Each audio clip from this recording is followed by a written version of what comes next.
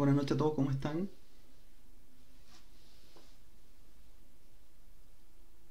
Hola, buenas noches. Buenas noches, muy bien, gracias. Buenas Hola, noches, buenas noches. todo bien, todo bien. Buenas noches. Ya, vamos. Hola, ¿qué tal? Buenas noches. Bien, estimados, ya estamos con gran parte de la asistencia conectada. Vamos a iniciar ya la sesión o tercera sesión del curso IT Essential, formación para instructores. Estamos ya a las dos últimas semanas del curso. Nos queda, ¿cierto?, la sesión de la próxima semana, el día viernes 20. Y el día viernes 27 estaríamos terminando ya y entregando lo que son las notas, evaluaciones y cierre. Así que hoy día vamos a revisar ya los 4 capítulos de cierre.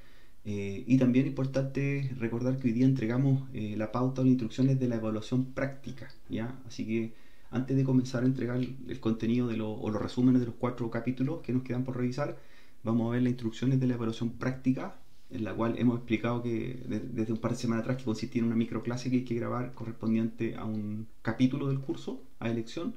Y ese objetivo hoy día lo vamos a mostrar. Así que voy a compartirle mi escritorio para que revisemos la pauta. Luego yo se las voy a enviar una vez terminada la sesión para que comiencen a trabajarla.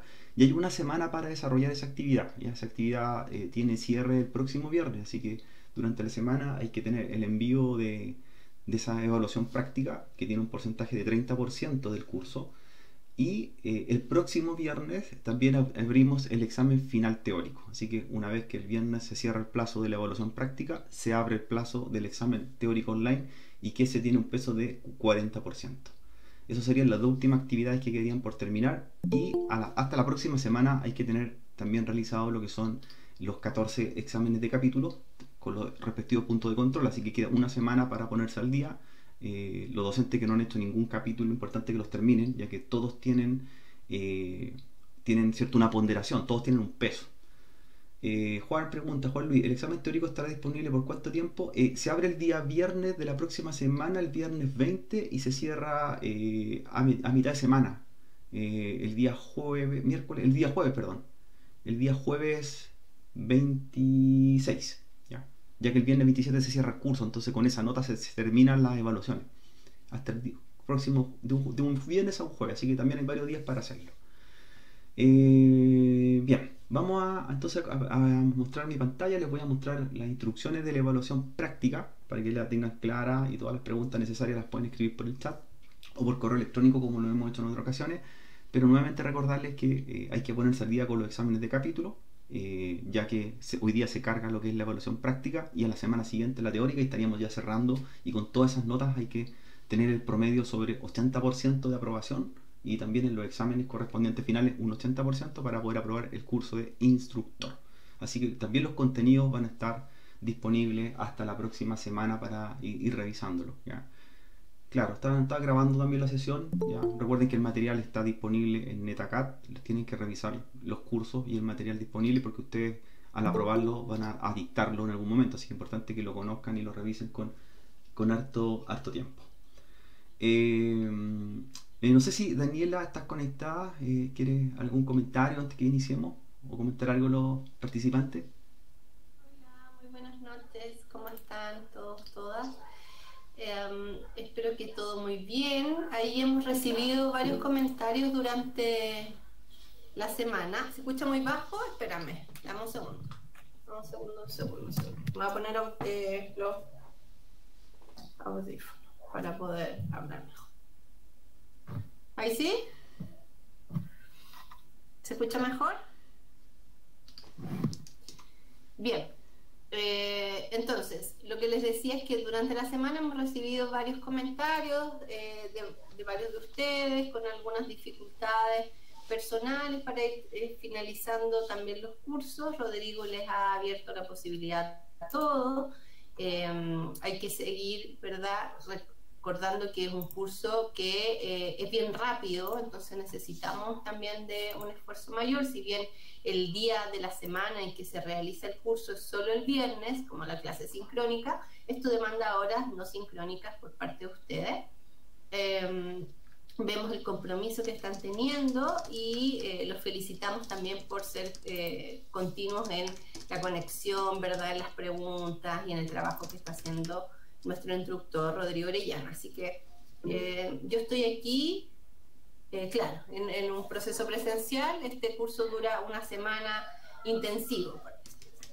Así que yo voy a estar acá un ratito más conectada y ustedes cualquier cosa que necesiten me cuentan y yo estoy aquí para ayudarlos, ¿ya? Así que vamos, Rodrigo, nomás para no atrasar más la sesión. Muchas gracias.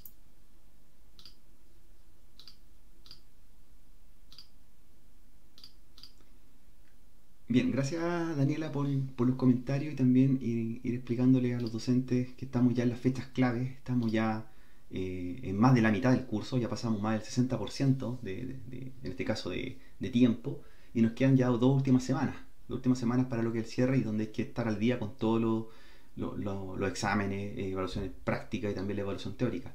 Aprovecho de felicitar también a los docentes que ya han terminado los 14 exámenes, así que eso también es importante. Estuvimos monitoreando y muchos de ellos ya terminaron todo el curso y solamente le restaría los exámenes práctico-teóricos, y felicitaciones a ellos, que van bastante adelantado y con un porcentaje bastante bueno, sobre el 80% en todos los exámenes.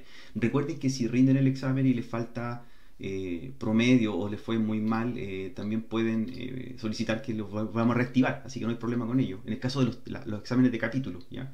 Así que quienes lo han rendido los exámenes de capítulo y vieron que su porcentaje no fue muy alto, por ejemplo, no lograron el 80%, ahí mandan un correo, nos comunican con cursos, ¿cierto?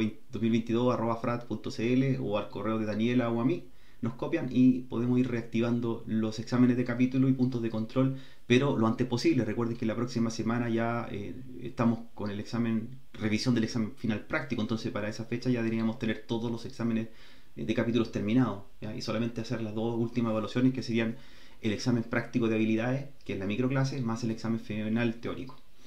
Bien, le estoy compartiendo lo que es la pauta del examen práctico, ya que hoy día lo entregamos, así que en un rato más les voy a enviar al correo a todos la misma pauta. Es importante que ahora la revisemos rápidamente antes de comenzar los resúmenes de los últimos capítulos, y importante que les quede claro todo el punto, ¿cierto?, que hay que ir efectuando. Muchos de ustedes preguntaron al principio o en la primera semana, cuando iniciamos el curso, sobre la microclase o este examen de habilidades prácticas, así que tenían más o menos referencia de cómo hacerlo, y ahora vamos a oficializar cuáles serían en este caso sus requisitos. Este documento, como explicábamos, es una evaluación práctica final que tiene el curso, donde se miden los conocimientos y habilidades que el instructor tiene pedagógicamente para enseñar los contenidos, ¿ya? El objetivo, ¿cierto?, de este examen es poder ver cuáles son las capacidades de resumen que tienen ustedes con respecto a un capítulo, a elección de los 14 capítulos. Aquí ustedes pueden libremente seleccionar con el que se sientan más cómodos, con el que ustedes lo aprendieron mejor, con el que les gustó más, ¿ya? Elegir un capítulo, y de estos 14 capítulos del curso, cualquiera de los temas que trata, ¿ya? Recuerden que hay capítulos que hablan sobre hardware, otros capítulos sobre sistema operativo, sobre redes, sobre seguridad, sobre impresora, sobre nube, etcétera. Poder plasmarlo en una microclase de 15 minutos, donde tienen que hacer un resumen de los contenidos que trae el capítulo, o especialmente enfocarse en un tema que traiga el capítulo, ¿ya?, para no extenderse tanto, y con ello, ¿cierto?, hacer todo lo que es los objetivos de una clase como si fuese en formato presencial, como si estuviesen con ustedes con alumnos, ¿ya? No es necesario tener, en este caso, audiencia. Ustedes graban la microclase como si estuviesen frente a un curso, no es necesario que estén con alumnos en una sala, ¿ya? Entonces, lo que nuevamente comentamos es poder ver las habilidades de manejo que tienen con respecto a las herramientas que presenta el curso, al contenido que tiene Cisco Netacad. Así que se basa en las mismas presentaciones que ustedes pueden ocupar, que están dentro del curso, las pueden modificar y las pueden adaptar para poder entregarlos como material de presentación para esta microclase. Importante que si, por ejemplo, van a hacer un capítulo sobre redes, mostrar con Packet Tracer, por ejemplo, que es una herramienta de Cisco, en este caso el contenido. Importante que se apoyen con el material oficial de Cisco para poder rendir esta microclase, ¿ya? Las PPT oficiales, los laboratorios que vienen incorporados en cada capítulo, puede ser, por ejemplo, link o vínculos que muestran los capítulos, videos que tiene, por ejemplo, el curso. Así que eso es lo que tienen que presentar. Igualmente pueden agregar contenido de terceros o contenido que no tenga copyright, por ejemplo, para presentarlo en la microclase, pero básense principalmente en el material que ofrece Cisco, tanto de laboratorios, contenidos multimedia y todo lo que ustedes puedan tener. Entonces, esta microclase es importante que la graben y la suban, ¿ya? Es un video que van a subir ustedes como si estuviesen frente a una audiencia de estudiantes, ¿ya? Estudiantes de colegio en el cual ustedes están dictando su clase. Ya, explicamos, ¿cierto?, que corresponde a cada elección el capítulo. Ustedes en el tema que quieran lo trabajan, cualquiera de los 14 capítulos queda a elección. No más de 15 minutos, ¿ya? Es el tope. Dentro de las pautas o la rúbrica también hay un puntaje que indica que no debe pasarse más de los 15 minutos el video, y lo deben publicar en alguna plataforma de compartición de video, ya sea YouTube, Google Drive, Dropbox, Vimeo o cualquiera que ustedes estimen conveniente, ¿ya? Lo que necesitamos es el link, en realidad, que envíen el link del video y que esté compartido en acceso a modo público, ¿ya? Importante que lo podamos abrir y visualizarlo y no que esté con privacidad, ¿ya? Eso es importante. Esta actividad tiene una aprobación igual que las evaluaciones bajo una rúbrica, y hay que aprobarla con un 80%, o sea, un puntaje de un 80% se da por aprobado este examen, y tiene una ponderación total de un 30% del curso, así que igual es importante la nota que se obtiene en esta evaluación. Viene una rúbrica, también se las voy a compartir para que sepan cómo se evalúa, cuáles son los puntos de evaluar. Importante también que en el video que deben visualizarse ustedes y escucharse también durante la grabación, ya tienen que mostrarse, pueden estar sentados, parados, como ustedes quieran, pero tiene que aparecer el docente en la grabación, y tiene que escucharse lo más claro posible, así que ahí, cierto, que tenga un buen audio, que se escuche bien el video, así que por favor, en ese sentido, esmérense, cierto, lo mejor posible. Para grabar el software que quieran, da lo mismo. Si quieren aplicar ustedes edición de video, audio y cosas por el estilo, ningún problema, todo es valorable, todo es puntaje extra que puedan agregarle como valor adicional a su grabación.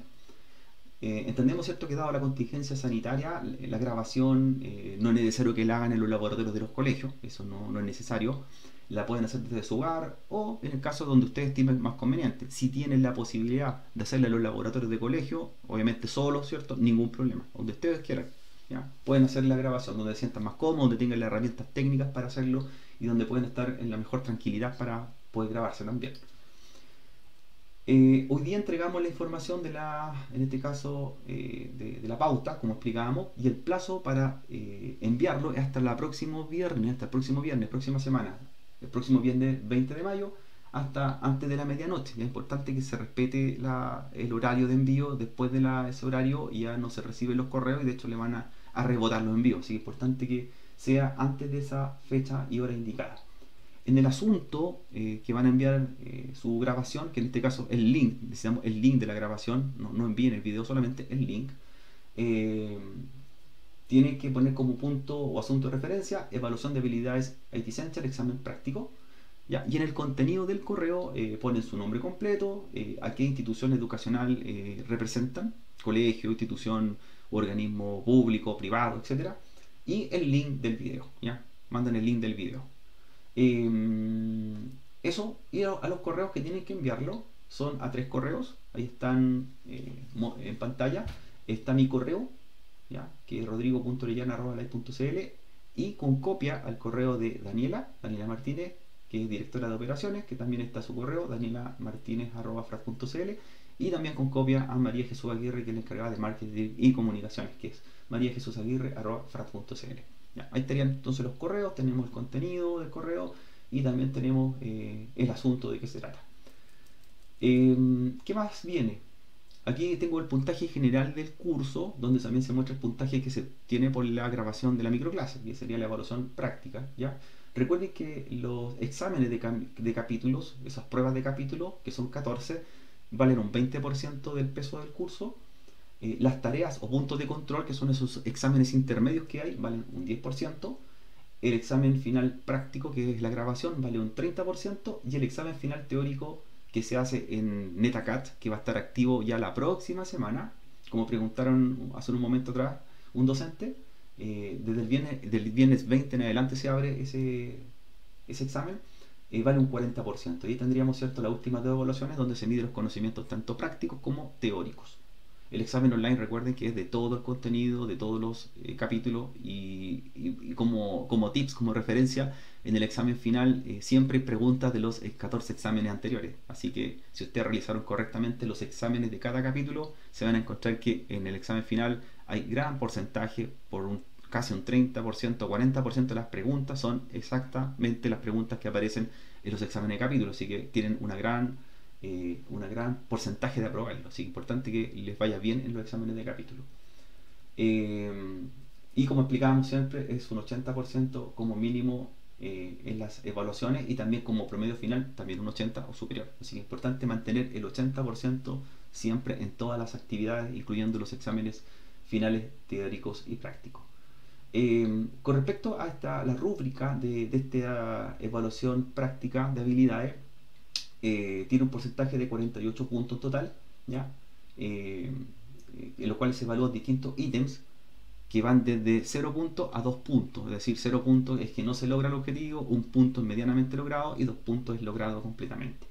Yo les voy a enviar también, una vez que les envíe esta pauta, les voy a enviar ejemplos de videos de otros años del curso en forma asíncrona, ya de otros docentes que han hecho también su grabación. Así que yo les voy a mandar varios ejemplos, varios links de videos para que ustedes se basen y tengan como referencia para hacer lo suyo. Así que ahí les voy a mandar también para que ustedes vean videos buenos, videos medianos, ¿cierto? De todos tipos, para que ustedes vean cómo pueden mejorarlo o en qué se pueden basar y sacar lo mejor de ellos. Así que les voy a enviar también ese material, que son un par de videos para que los tengan de ejemplo.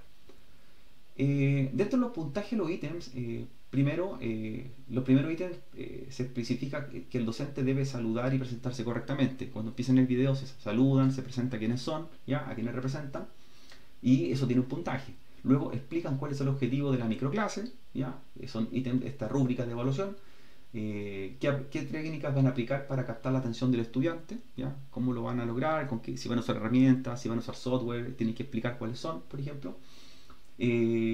A plantear alguna problemática que desencadene el proceso de la clase. Muchas veces van a elegir un tema y ese tema pueden ustedes decir, puedo mostrar como un ejemplo un problema real y con eso yo puedo trabajar en ello. Así que también es bastante aceptable que muchas veces nosotros en el área docente damos ejemplos del mundo laboral y lo llevamos y lo bajamos a los contenidos y lo explicamos a los alumnos y les queda más claro a veces que de esa forma.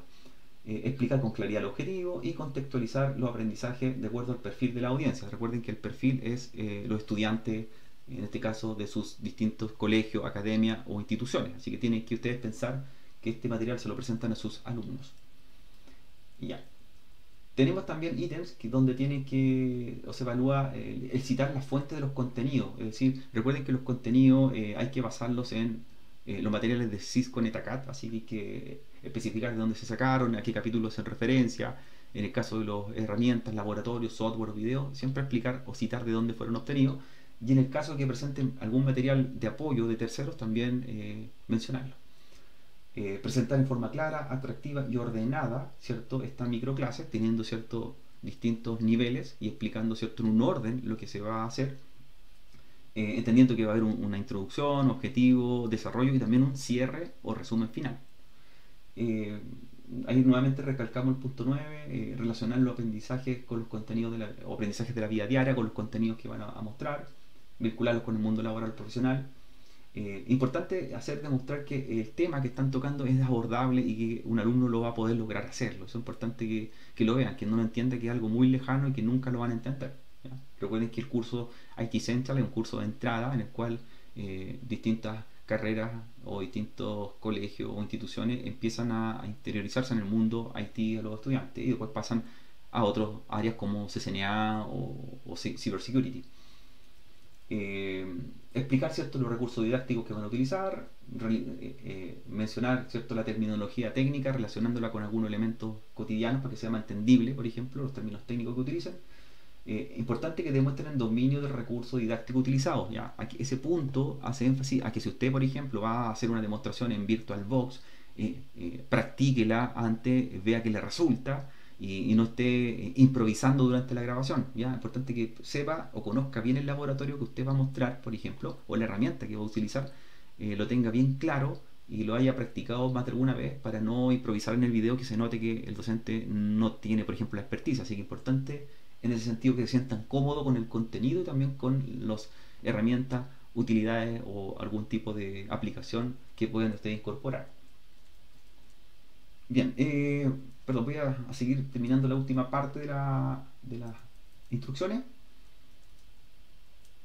Hacer siempre concordancia con la presentación, con lo que presentó y con su objetivo, siempre que sean acordes, no que haga una presentación que no tenga nada que ver con lo que se planteó en un principio. Ya, hacer algún tipo de actividad que permita al alumno entender lo que se aprendió, que sea asociado al contenido del capítulo, ¿ya? Y al cerrar la clase, la última parte, sintetizar en un resumen qué es lo que se vio, cuáles fueron los objetivos, si fueron logrados, hacer referencia a la bibliografía de NetACAD, en este caso hace referencia al capítulo, al ítem del capítulo donde usted trabajó, ¿ya? O las páginas que utilizó, por ejemplo, para poder basarse en el material. Entregar también su apreciación personal, cuál es su opinión frente al tema, motivando a los alumnos principalmente, y despedirse y cerrar correctamente, en este caso la sesión. Así que son esos 15 minutos para desarrollar todo eso. Importante también otro punto, la actitud del docente, que se note suelto, que se note un dominio del tema, ¿ya? Las pausas, ¿cierto? O la fluidez que sea necesario en un momento claro, por ejemplo, que la voz sea clara, haga matices, por ejemplo, para reforzar algún contenido, no dejar espacios muertos, ¿ya? Siempre estar ahí en constante en esos 15 minutos explicando, ¿ya? Tampoco no es basarse en abordarlo a tanto contenido el alumno, pero sí que sea dominado el tema y también no deje pausas muy largas donde cause algún tipo de, ¿cierto? de notoriedad que no lo domina, por ejemplo. Y ser vital, ¿cierto? Motivador, muchas veces motivar a los alumnos que cuesta, principalmente a los alumnos de enseñanza media, así que en eso ustedes ahí trabajan su actitud emocional en la microclase. Bueno, y con respecto a normativa, nuevamente repetimos, no más de 15 minutos, ¿ya? Máximo 15 minutos, bien sintetizados los temas, y entendible, que es para una audiencia de conocimientos iniciales o conocimientos técnicos bajos. Pensemos que es para primer año siempre este contenido.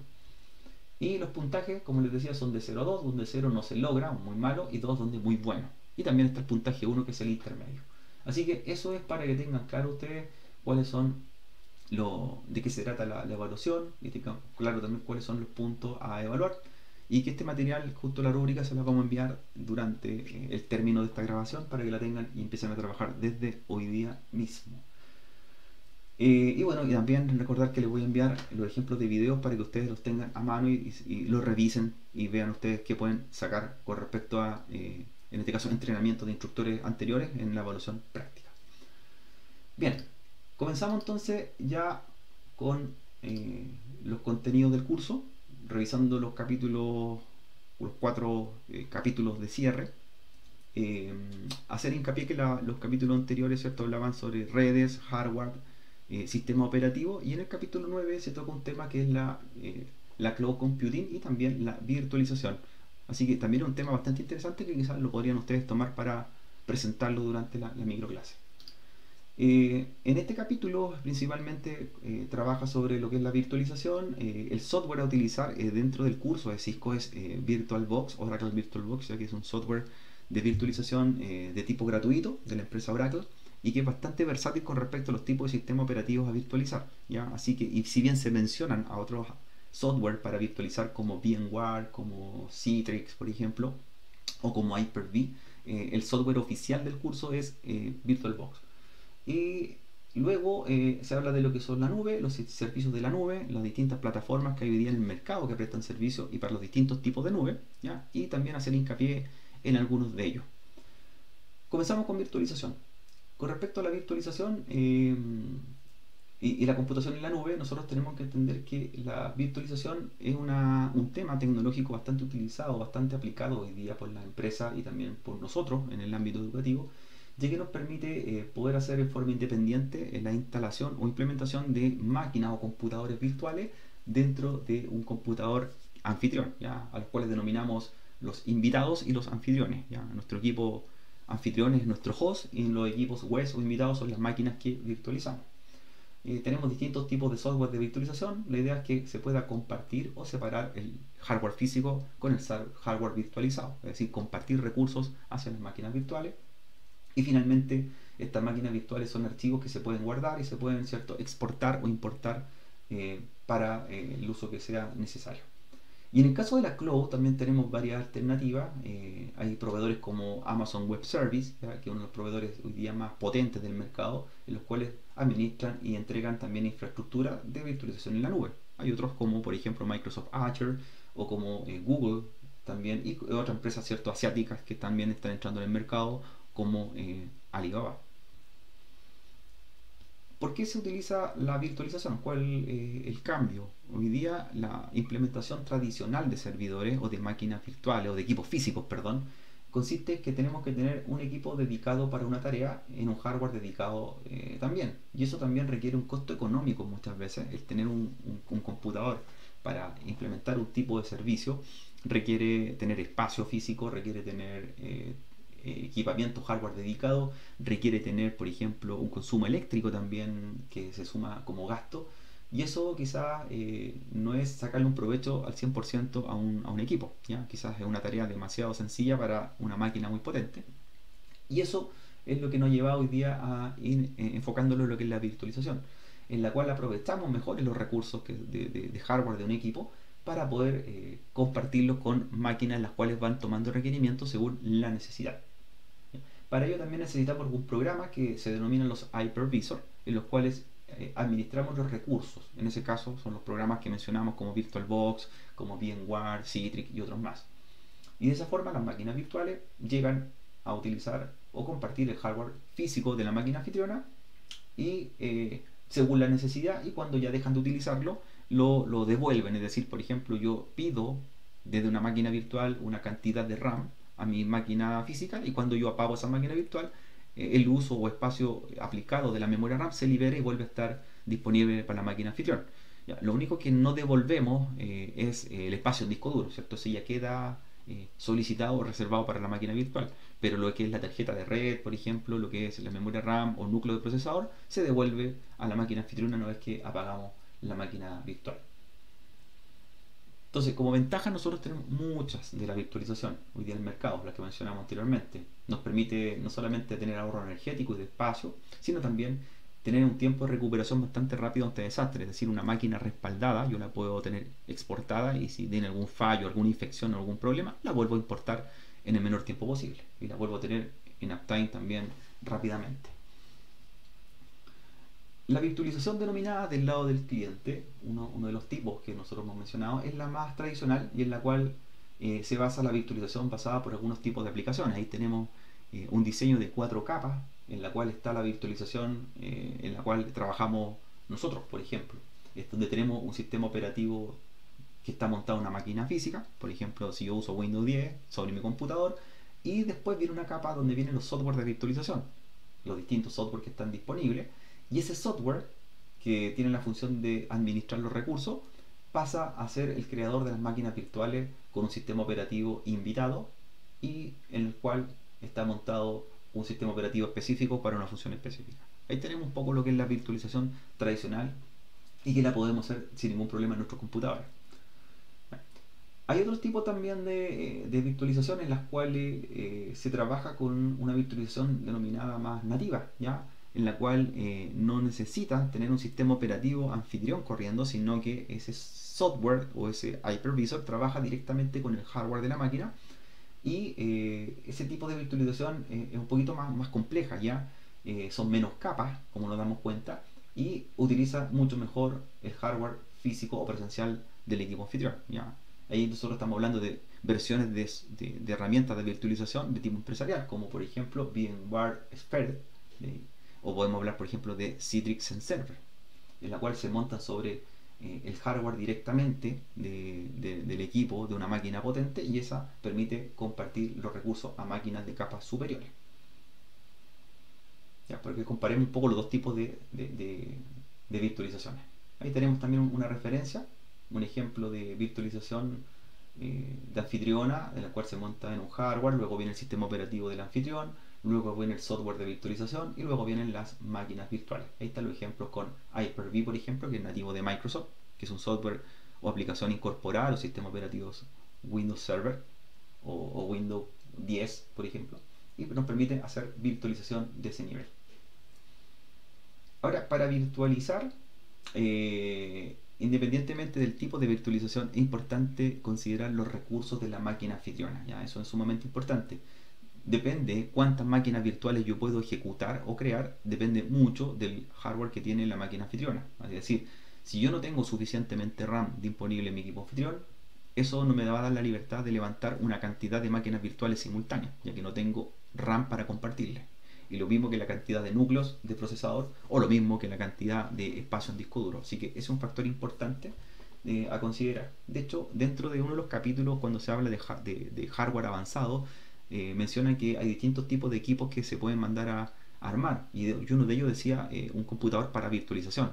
Y ahí se mencionaba que los recursos específicos para que una máquina sea anfitriona de virtualización es que tenga una capacidad suficiente en RAM, que tenga espacio de disco duro también considerable, discos rápidos de tipo SSD y que también tenga procesadores avanzados. Ahí vemos, por ejemplo, algunos requisitos mínimos para virtualizar en algunos sistemas operativos anfitriones. ¿A cuánto es lo que requiero como mínimo? Ahí, por ejemplo, se presenta en Windows 8 cuánto debería tener como mínimo para poder virtualizar desde ese equipo. Y en tecnología, ¿cierto?, anterior existía también un software llamado Virtual PC, que fue el antecesor de Hyper-V, y también qué es lo que requería como mínimo para poder trabajar. Bueno, y vienen laboratorios. Vienen muchos laboratorios en este capítulo. No solamente de hacer virtualización en sistemas operativos Windows, sino que también vienen algunas virtualizaciones en sistemas operativos Linux, específicamente en Ubuntu, que es el sistema operativo Linux base del curso. Así que hay ejercicios para trabajar con los alumnos. El segundo tema, lo que es Cloud Computing, presenta también lo que son los tipos de cloud, en los cuales tenemos, según su funcionalidad, estos los software como servicios denominados SaaS, donde encontramos plataformas de virtualización que entregan un software para el cliente, es decir, por ejemplo, herramientas las cuales yo utilizo sin tener que tener instaladas en mi equipo. ¿Ya? El Office 365 es un ejemplo de una plataforma de nube SaaS, donde nosotros trabajamos o desarrollamos, por ejemplo, una planilla de cálculo en una máquina remota y en un software que está instalado en un servidor remoto. Están también las plataformas PaaS o plataformas como servicio, que son un tipo de cloud en la cual se entregan herramientas preparadas o armadas para un uso específico o una funcionalidad. Por ejemplo, un desarrollador, entregarle algo así como un hosting, que tenga un servidor web montado ya previamente, un gestor de base de datos montado, alguna herramienta para administrar la base de datos, para la conexión, ¿cierto?, por interfaz gráfica, etc. Es decir, entregarle una plataforma preconfigurada. Y está el tercer tipo de cloud, que es infraestructura como servicio, que una de esas se basa mucho AWS de Amazon, en la cual nosotros creamos el hardware y las máquinas virtuales según la necesidad. A diferencia de las anteriores, que no nos entregan una herramienta terminada, la infraestructura como servicio o ese tipo de nube, nosotros armamos una máquina virtual con cierto hardware, cierto software, con ciertos requisitos técnicos, con ciertas capacidades y con ciertos sistemas operativos, para el uso que le vamos a dar nosotros independiente. Es lo más parecido a la virtualización tradicional, ¿ya? Es lo más parecido. Bueno, hay otro tipo de virtualizaciones como la ITAS, que son, por ejemplo, algunos tipos de virtualizaciones para ticket de atención o para soporte técnico. Se utilizan muchas esa herramienta hoy día. Virtualización en la nube o cloud computing tiene muchas características como ventaja. Una de ellas, por ejemplo, es que se paga lo que se usa. ¿Ya? Amazon Web Service trabaja en ese concepto, que mientras más tiempo tengo encendida esa máquina virtual, el consumo, cierto, tarifa va sumándose a la cuenta o saldo, es decir, horas de uso.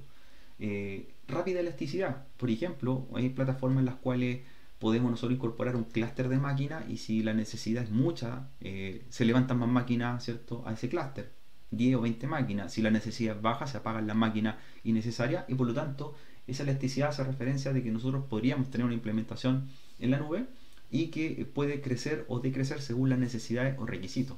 Por ejemplo, en casos como el Cyber Day, tener varias máquinas corriendo en un periodo normal de uso no sería óptimo, ya que esa es la fecha en la cual se requieren más ventas o por comercio electrónico. Entonces muchos hoy día de empresas están trabajando con computación, en este caso en la nube, mediante elasticidad. Y así yo puedo, justo en el momento que tengo más clientes conectados, se levanten más máquinas, y cuando ya esos clientes compraron o bajó la semana del Cyber Day, esas máquinas se van bajando y por lo tanto pagué un consumo más alto en los días clave que duró la oferta, pero no en un mes completo. Y bueno, servicio medido, obviamente pagamos lo que consumimos y también tenemos un acceso a la red ilimitada. Eso quiere decir que las máquinas son disponibles desde cualquier lugar del mundo, están con IPs públicas.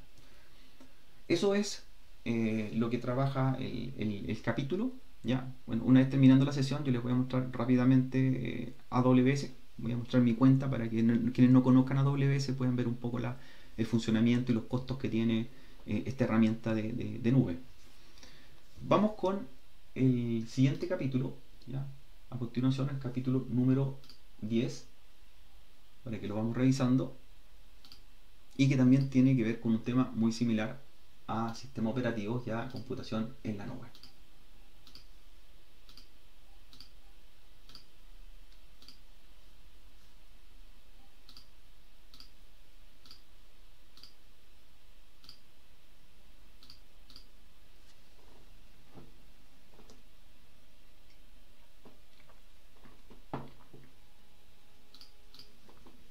Bien, el capítulo 10 también, como les decía, está relacionado con el capítulo 9, pero aquí ya habla de lo que es directamente la instalación y configuración de Windows como sistema operativo desktop, ¿ya?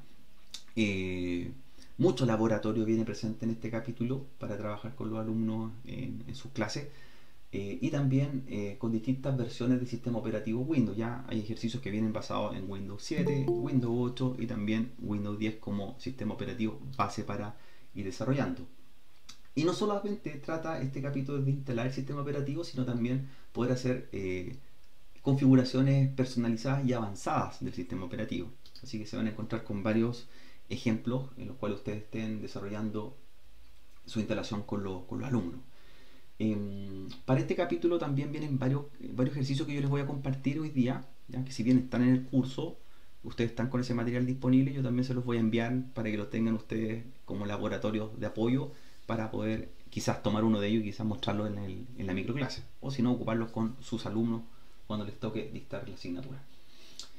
Bueno, vienen varios términos que se explican acá, entre ellos las características o diferencias que hay de los sistemas operativos, por ejemplo, que son multiusuarios, diferencias con monousuarios, en los cuales yo puedo crear una o varias cuentas, pero la diferencia está en que esas cuentas las puedo trabajar simultáneamente, es decir, tener varios usuarios creados y con ellos trabajarlos directamente en la máquina al mismo tiempo, ¿ya? Que eso es una de las diferencias de uno y otro. Está también las diferencias de los sistemas operativos multitarea, que nos permite, ¿cierto?, gracias a los procesadores con varios núcleos, realizar varias tareas simultáneas o coordinar entre ellas, ¿cierto?, su porcentaje de capacidad de procesador y repartirlas para poder hacerlas o ver que están trabajando al mismo tiempo, ¿ya? Tener esa impresión. Y bueno, ahí explica también el capítulo cómo se dividen en este caso los procesos, cómo se cargan en los núcleos y las diferencias de los sistemas operativos modernos versus los sistemas operativos tradicionales del mercado, cómo han ido evolucionando y que permiten, ¿cierto?, ejecutar más acciones al mismo tiempo pensando en los requisitos del usuario. Principalmente los sistemas operativos y todo sistema operativo hoy día disponible en el mercado, ya sea sistema operativo desde móvil, sistema operativo para desktop, para servidores, cumplen las mismas características, es decir, acceder al hardware, controlar el hardware de un equipo, ¿ya? Todos los sistemas operativos se basan en un kernel, ¿cierto?, que es el intermediario entre el hardware y la interfaz gráfica. Tenemos también la administración de recursos, carpetas y permisos dentro de los directorios o archivos que tiene almacenado un disco duro, que son las funciones de un sistema operativo. Tienen interfaces para que el usuario se comunique, ya sean interfaces basadas en gráficos, una GUI, y también una interfaz basada en línea de comando, una CLI, según el sistema operativo que tengamos, y permitan también la administración de aplicaciones, ¿ya? Montar aplicaciones según la arquitectura del sistema operativo. Bueno, como les decía, el curso, este capítulo en especial, se basa en Windows, donde muestran un poco la línea de tiempo de Windows, comenzando desde Windows 7 en adelante. Ya no toca sistemas operativos Windows anteriores como XP, los menciona, pero no los trabaja en los laboratorios, ni tampoco sistemas operativos como Windows 11, sino que entre 7 a 10 es el límite de laboratorio a trabajar. Importante también dentro de los requisitos para poder instalar un sistema operativo es comprobar si tengo el hardware necesario, ¿ya? Y para ello, según las necesidades del cliente, como se menciona en el capítulo, o los presupuestos que pueda tener, es de acuerdo al sistema operativo que voy a utilizar. Puedo decidirme por un sistema operativo de pago, ¿ya? Como Windows con un licenciamiento. Puedo decidirme por un sistema operativo open source como Ubuntu, o quizás estoy trabajando con una arquitectura cerrada que es propia de un hardware como OS X de Apple. Perdón. Así que podemos también ver que los distintos sistemas operativos se basan mucho en el hardware con que van a trabajar. Aparecen algunas comparaciones o tablas para ver cuáles son los requisitos, por ejemplo, de hardware para instalar distintas versiones de Windows, ¿ya? Requisitos mínimos, qué tipo de interfaz de gráfico necesito, qué tipo de procesador como mínimo, o cuánta cantidad de RAM para distintas versiones. También los sistemas operativos están pensados en arquitecturas basadas en procesadores de 32 y 64 bits, ¿ya? Entendiendo que cada versión permite un manejo de canales de datos mucho más eficiente que otros. Entender que 64 bits yo puedo tener un bus de datos o canales de datos mayores que uno de 32 bits, por lo tanto eso también permite que el sistema operativo pueda requerir mayor recursos de hardware, como más RAM, ¿ya? Son algunas dentro de las características que se presentan. Hoy día gran parte de los sistemas operativos ya están dejando de trabajar en fabricar versiones de 32 bits y netamente se están yendo versiones de 64 bits. Así que ahí explica que hay herramientas compatibles en el sistema operativo para ver si el equipo es apto. Importante verificar antes de instalar el sistema operativo si soy capaz o mi hardware es capaz de poder instalarlo, si cumple los requisitos mínimos. Así que hay una herramienta de revisión de compatibilidad antes de la instalación previa, como se ve ahí. O también lo puedo ir directamente a la página, ¿cierto?, de Microsoft y ver cuáles son las características que necesito para instalar. También puedo hacer actualizaciones de sistema operativo. Eso quiere decir que tengo un sistema operativo previamente instalado, por ejemplo Windows 8 o 1, y quiero hacer una actualización a Windows 10 sin perder los datos o archivos que tengo. Se puede. Es decir, desde una instalación yo puedo actualizar mi sistema operativo a otro, ¿cierto?, más reciente, y mantener las carpetas o directorios, por ejemplo, document and setting o user, tenerlas y no tocarlas para la instalación, o los documentos que tengo almacenados, y hacer una instalación sobre el sistema operativo anterior. Importante antes de hacer cualquier modificación, ya sea actualización del sistema operativo o algún tipo de modificación más drástica como una instalación desde cero, hacer los respaldos, ¿ya? Y para ello también yo puedo hacer migración de los datos con muchas herramientas. Hoy día están disponibles en el mercado herramientas gratuitas, o también puedo utilizar herramientas propias como el Windows Easy Transfer para poder, ¿cierto?, pasar mis configuraciones de una máquina a otra y no perder todas las configuraciones previas del usuario. Para definir la instalación de Windows, empezar a ver en qué dispositivo de almacenamiento lo voy a montar, ¿ya? En qué voy a seleccionar como montaje. Puede ser discos mecánicos, discos flash, por ejemplo, o montarlo en discos de estado sólido, que son los discos obviamente más rápidos de los tres. Así que también es una buena decisión dónde lo voy a instalar y desde dónde lo voy a instalar, ¿ya?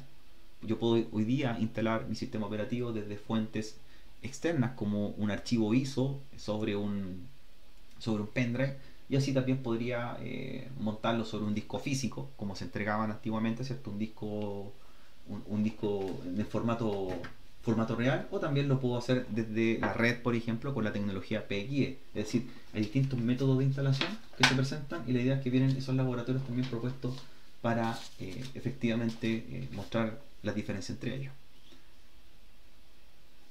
Hoy día muchos fabricantes de software ya se dedican solamente a tener archivos digitales, a descargar los ISO y no depender del disco físico.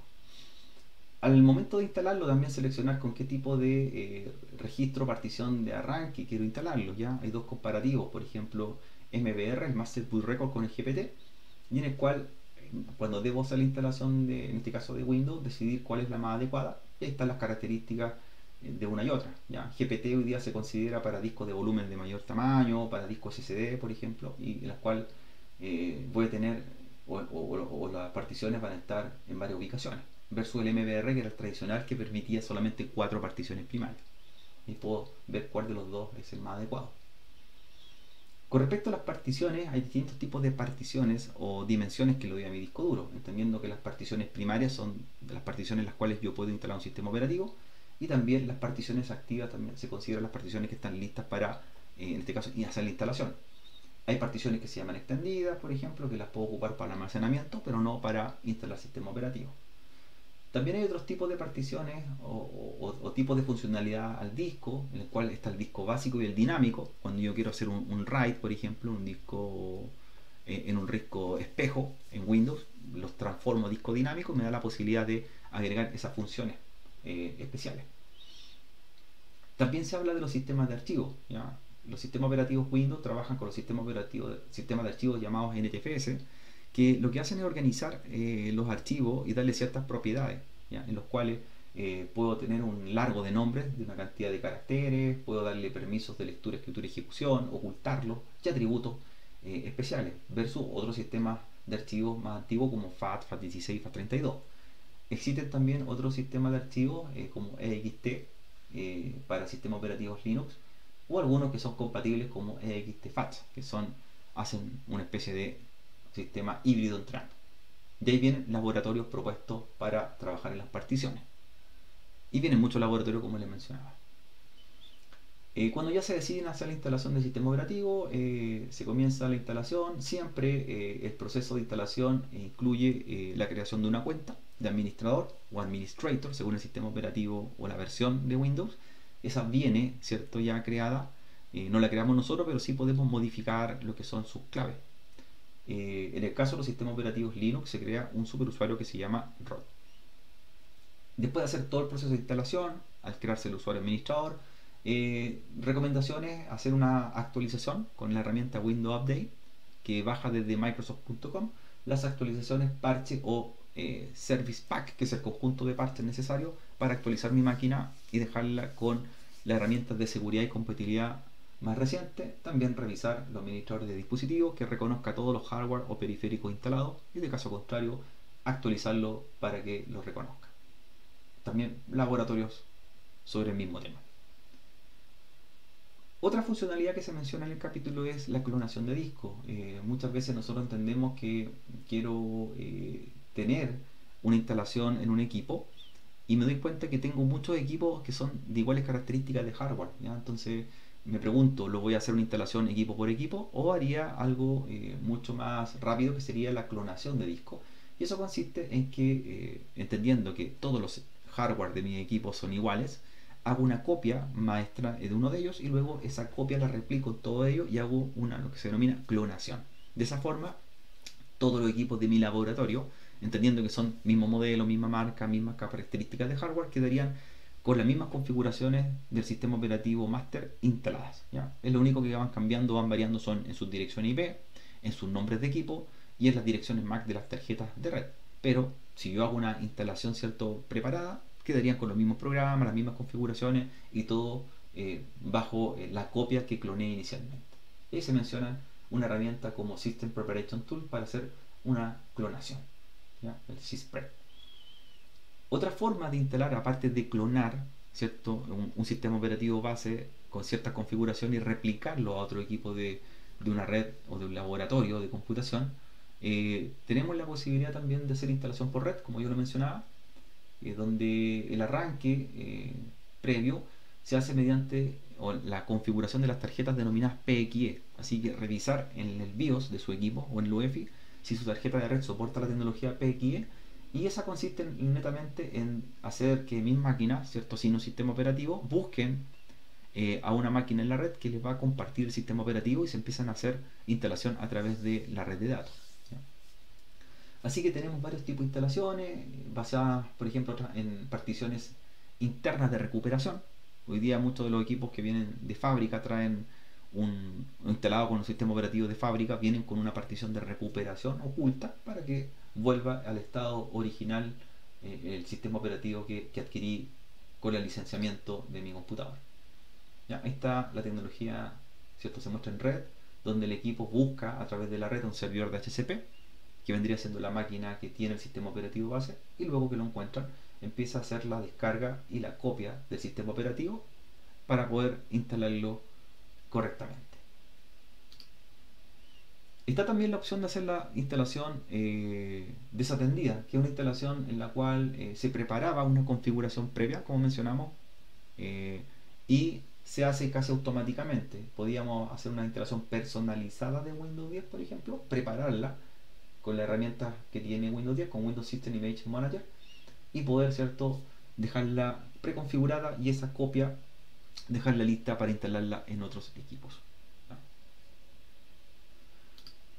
La partición de recuperación es la partición en la cual se considera una partición oculta muchas veces para poder restaurar nuestro equipo a un estado original, y que la mencionamos ahí, y que los fabricantes la están implementando para hacer lo más rápido posible y más sencillo para los usuarios poder volver a un estado, ¿cierto?, original o de fábrica mi equipo. Las actualizaciones, como mencionamos nosotros, del sistema operativo la podemos hacer de tipo limpia, o la podemos hacer una actualización del sistema operativo resguardando las carpetas o contenido importante, es decir, no borrar las carpetas de usuario, o simplemente hacer una instalación en la cual se formatea un disco completo e instalo desde cero mi sistema operativo. O sea, yo puedo elegir cuál de las dos es la más adecuada. Siempre considerar hacer un respaldo de todos los datos independientemente de cuál sea de las dos. También se selecciona para instalar el sistema operativo dónde lo voy a arrancar o dónde está montado, ya sea en un dispositivo externo como un pendrive, en un disco duro externo, o a través de un medio físico, etcétera, o a través de la red. Es decir, ahí selecciono cuál va a ser el arranque y luego de ello dónde va a estar, ¿cierto?, instalado correctamente. En los modos de arranque de los sistemas operativos también, al iniciar, yo puedo entrar en una funcionalidad con la tecla F8 que me indica una herramienta de recuperación, y ese se llama el modo seguro. Podemos entrar con un modo denominado modo seguro para poder reparar algún tipo de problema que tengamos en el equipo, y el modo seguro consiste básicamente en entrar al sistema operativo sin cargar todos los controladores o sin encargar todas las herramientas principales, sino que con lo más básico posible para dar solución a los problemas y luego cargar en el modo tradicional. Así que tenemos un modo, podemos denominarlo de recuperación.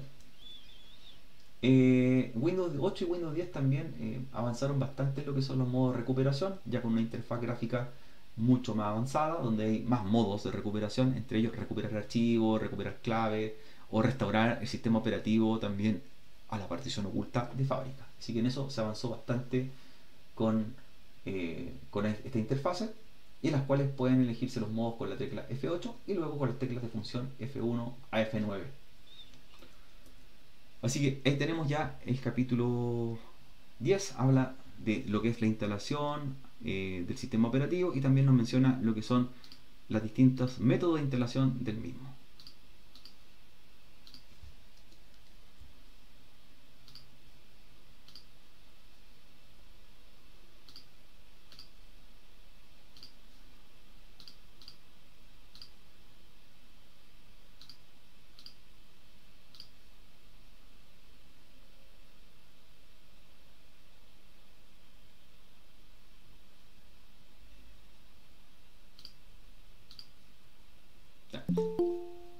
Llegando ya al capítulo 11, que va también de la mano del capítulo 9 y 10, este habla ya de la configuración del sistema operativo. ¿Ya? En el capítulo anterior se hacía mención o referencia principalmente a la instalación o los medios de instalación de Windows para sus distintas versiones, y acá ya tocamos lo que es las configuraciones. Y dentro de esas configuraciones, este capítulo habla varias modalidades de configuración para optimizar, por ejemplo, el funcionamiento del sistema operativo, para activar lo que es escritorio remoto, para trabajar lo que es administración de discos, para trabajar también lo que es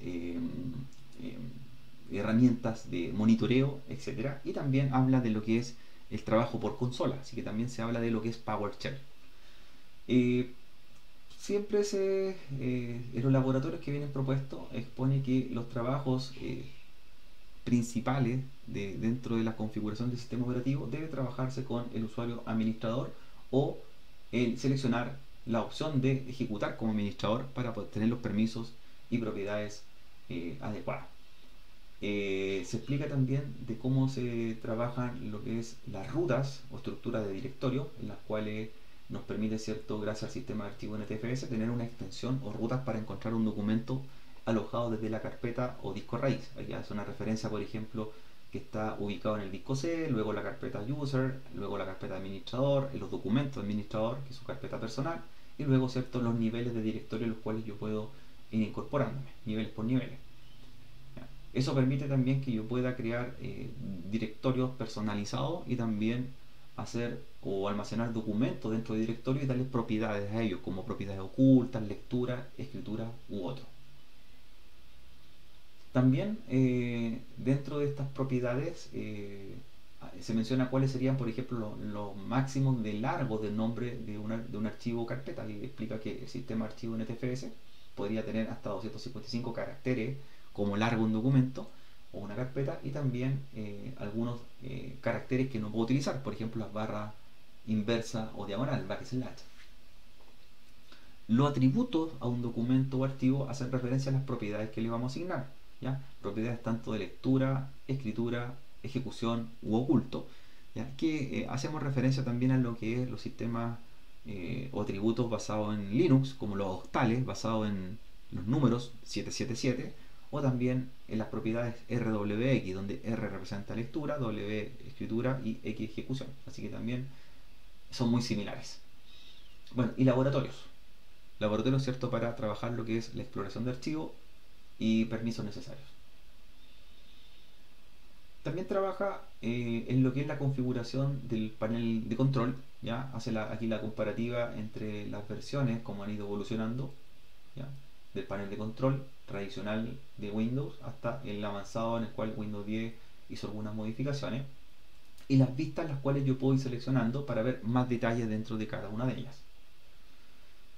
Dentro del panel de control hay varias categorías donde nosotros definimos la configuración de sistema y seguridad, cortafuegos por ejemplo, donde vemos las configuraciones de las interfaces de red, donde vemos los dispositivos o hardware, donde vemos el control de cuenta y ubicación horaria, región, configuraciones de acceso, pantallas, etc. ¿Ya?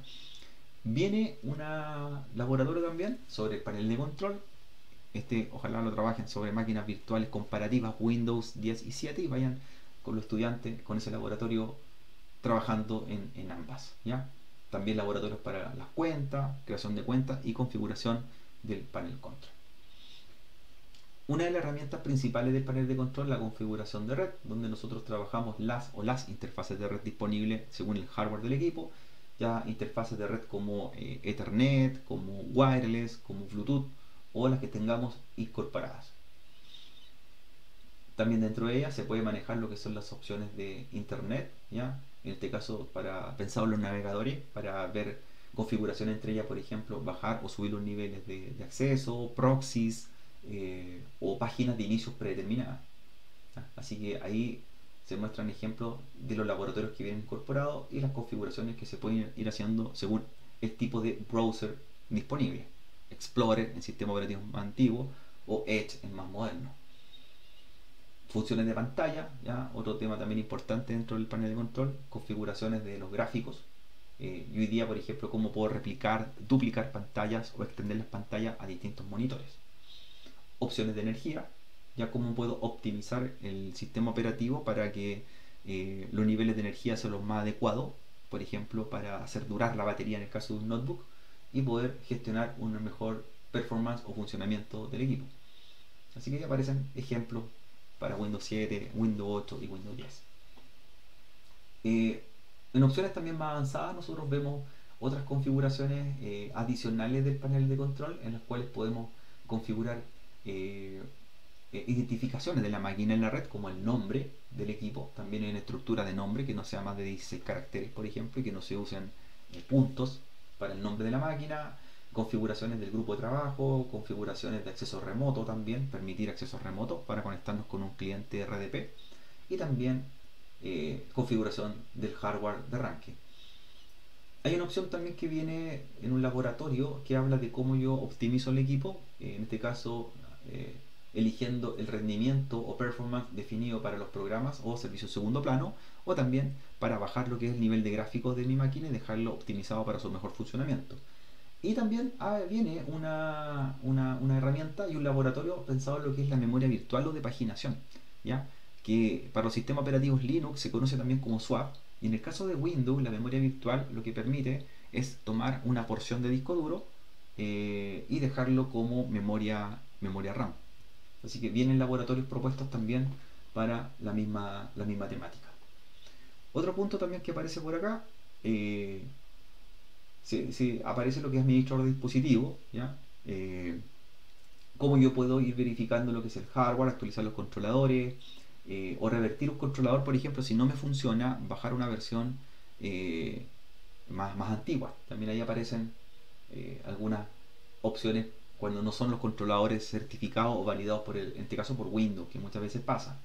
¿Ya? Un controlador se entiende, ¿cierto? O driver, como el software que facilita, en este caso, el fabricante de hardware para hacerlo compatible con un sistema operativo, pero tiene que pasar ciertos niveles de calidad para poder ser aprobado en este caso, por Microsoft.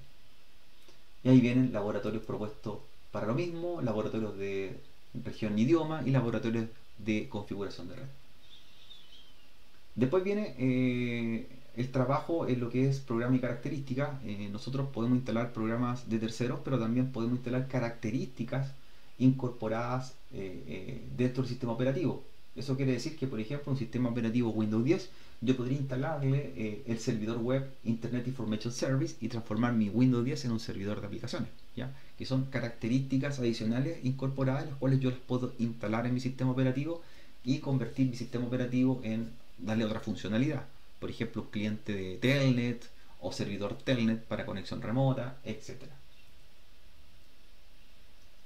También vienen las que son las herramientas administrativas en las distintas versiones del sistema operativo Windows, y aquí nosotros trabajamos con configuraciones específicas, y dentro de esta herramienta administrativa podemos tener, por ejemplo, creación de cuentas, podemos tener el Event Viewer, que nos permite verificar qué eventos están ocurriendo en tiempo real en mi máquina, podemos tener un programador de tareas, ¿cierto? Algo muy similar a lo que hace los cron job en Linux para programar tareas y que se ejecuten bajo periodos de tiempo. Y también tenemos lo que es el visor de performance o rendimiento, también el administrador de disco para hacer lo que son particiones, redimensionados y otros. ¿Ya? Ahí se mencionan un poco estas herramientas que están dentro de las administrativas y que nos permiten ir dándole funcionalidades más avanzadas a nuestro equipo. Y las vamos destacando una por una. ¿Ya? Monitor de rendimiento, por ejemplo, como vimos por ahí, teníamos creación de usuarios y grupos para crear grupos específicos o asignar un usuario a distintos grupos predeterminados o creados, y también las conexiones ODBC, ¿cierto? Para gestionar conexiones, por ejemplo, con distintos motores de base de datos. Tenemos también la herramienta de servicios o Service MSC, en la cual nosotros podemos levantar, detener o dejar automatizado el arranque de servicios junto al sistema operativo, ¿ya? Así que ahí también podemos acceder, ¿cierto? Mediante el buscador services.msc o servicios, y yo puedo ir gestionando o levantando servicios según la necesidad. Entender que los servicios que se van levantando en segundo plano en los sistemas operativos Windows también repercute en el performance o rendimiento de la máquina. Entre más servicios tengo corriendo, obviamente más recursos estoy ocupando del equipo. ¿Ya? Ahí está la herramienta DBC que mencionábamos nosotros, que nos permite agregar distintos orígenes de datos para bases de datos de distintas tecnologías y hacer conexiones con algunos programas, por ejemplo con Access, con Excel o con SQL Server, que es el gestor de base de datos nativo y original de Microsoft. De ahí vienen laboratorios también para trabajar en lo mismo. Se menciona también el Regedit, ¿ya? Que es una herramienta que nos permite cambiar o modificar registros de sistema. Ya estamos ahí modificando valores en algunos casos de hexadecimales para solucionar algunos problemas específicos de hardware de nuestro equipo, ¿ya? Recordar que el hacer modificaciones en el Regedit puede repercutir quizá en el correcto funcionamiento de nuestro sistema operativo si no tenemos claro el valor que estamos modificando, ¿ya? Y vienen laboratorios también explicados para lo mismo, laboratorios para gestión de sistemas de archivos y laboratorios para gestionar lo que es la administración de disco en sí, formatos, particiones, incluso RAID. Ahí tenemos la herramienta de administración de disco que hemos mencionado, donde podemos hacer lo que son diferentes configuraciones de nuestros discos, como particiones, volúmenes, redimensionados, agregar RAID, agregar particiones activas, etc. o eliminar volúmenes. Ahí vemos las distintas funciones o estados que me entrega esta herramienta. Ahí se ven los discos de tipo básico, por ejemplo, que en la misma herramienta lo puedo transformar a disco dinámico, como explicamos un momento atrás, para que ese disco quede preparado para trabajar en un contexto de arreglo matriz, como un RAID. Y laboratorios para hacer este tipo de ejemplos y hacer mantenimiento también a lo que es el disco duro, como desfragmentación, verificación de errores, etc. Como mencionamos también en un momento, está la interfaz de línea de comando, en este caso de Windows, que es PowerShell. Si bien tradicionalmente viene incorporado lo que es el intérprete de línea de comando CMD, también contamos con lo que es PowerShell. Y la PowerShell nos permite a nosotros poder trabajar y programar algún tipo de script en nuestro equipo, en nuestro sistema operativo. Ahí tenemos, ¿cierto?, la shell tradicional y también tenemos la comparativa con PowerShell. Dentro de los comandos básicos que nos podemos encontrar, comandos, ¿cierto?, que nos permiten hacer navegación por la línea de comando, navegación por la CLI, y como se mencionan ahí, podemos también hacer lo que es manipulación de directorios o documentos. ¿Ya? Vienen también laboratorios propuestos para lo que es el trabajo en la PowerShell. Ahí vienen comandos también de, como les decía, de manipulación de directorios, como copiar, grabar, eliminar, renombrar, etc. Y su respectivo laboratorio. Dentro también de los comandos que aparecen mencionados, comandos de reparación o administración de discos, por ejemplo el chkdsk, checkdix, para poder verificar sectores defectuosos y tratar de repararlos dentro del sistema operativo, dentro del disco duro, hacer formato a particiones y también particionar. Y también laboratorios propuestos para lo mismo. Laboratorios, ¿cierto?, de comandos y tareas de sistema. Y también se mencionan otros comandos útiles para poder trabajar lo que es, por ejemplo, comandos de red, mostrar recursos compartidos, mostrar usuarios y ver también lo que es actualizaciones de políticas modificadas en el equipo, como políticas de contraseñas u otros que se vean reflejadas inmediatamente, como el GP Update y también sus variantes como GP Update/Force, por ejemplo. De ahí viene laboratorio propuesto. En la otra parte también habla de lo que es el trabajo del sistema operativo, que puede estar en un entorno de dominio o también en un entorno de grupo de trabajo. Ahí está la diferencia, en la cual en un grupo de trabajo son máquinas en las cuales todas tienen un mismo nivel, ¿ya? A diferencia de un dominio donde se necesita un servidor de dominio para que controle lo que es las cuentas administradas en una base de datos centralizada, ¿ya? Y entender que algunos sistemas operativos, ¿cierto?, soportan ambos tipos de trabajo, tanto como grupo de trabajo o migrarlo a un dominio.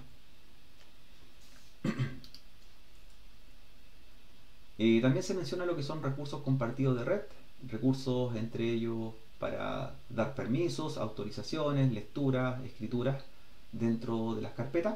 Y aquí usuarios yo les quiero dar esos permisos para compartir, por ejemplo, un recurso para la red completa, una carpeta en la cual los usuarios puedan borrar, eliminar archivos a través de la red de datos.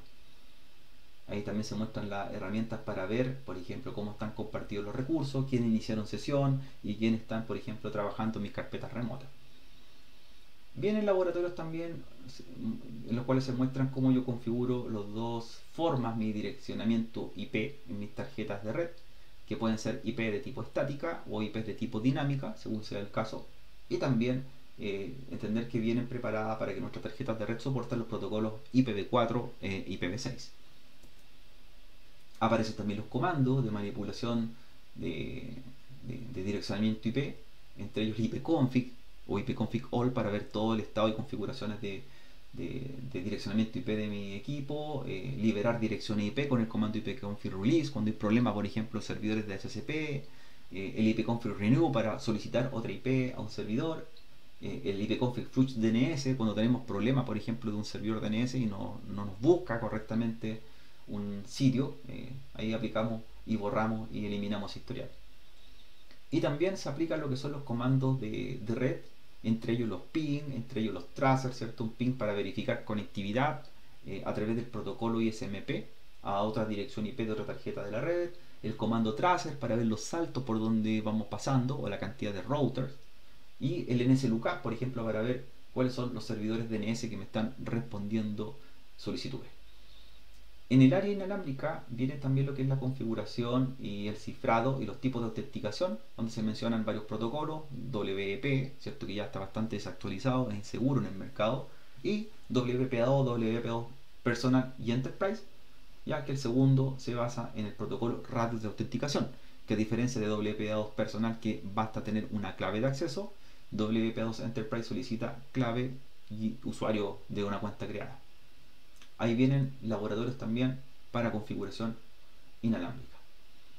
Otros servicios también que aparecen propuestos dentro del curso es las conexiones de red mediante clientes VPN, ¿ya? Acceso a redes virtuales o túneles. Ahí pueden utilizar algunos clientes de otros vendors, como por ejemplo aparece Cisco AnyConnect, que nos permite, ¿cierto?, conectarnos a rutas remotas mediante VPN.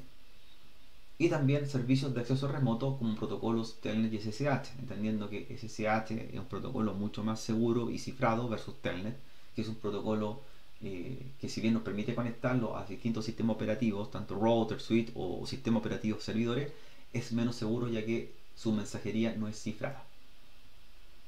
Y vienen también propuestos distintos tipos de laboratorios para asistencia y conexión remota. Ahí se habla de cómo levanto un servicio en una máquina, en otra máquina se conecta, pueden ser entre dos compañeros, dos alumnos, dos máquinas virtuales. Ahí ustedes lo ven, ¿cierto?, que viene propuesto y lo pueden trabajar en sí. Así que ahí tenemos ya el resumen del capítulo en curso, capítulo 11, para que demos paso ya al capítulo número 12 y el capítulo, ¿cierto?, de cierre de la sesión de hoy. Así que vamos a cargar el último capítulo y lo comenzamos a revisar.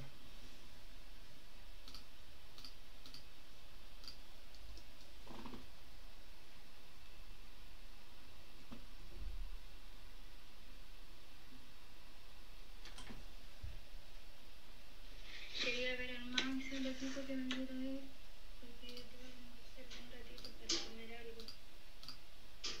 Ya los quiero mucho. Y me voy con la demás, señor. Una cosa del auto. Ay, no puedo hacer esta cosa. Ay, sí. Ya nos vemos, cuídense mucho, los quiero. Besitos de más.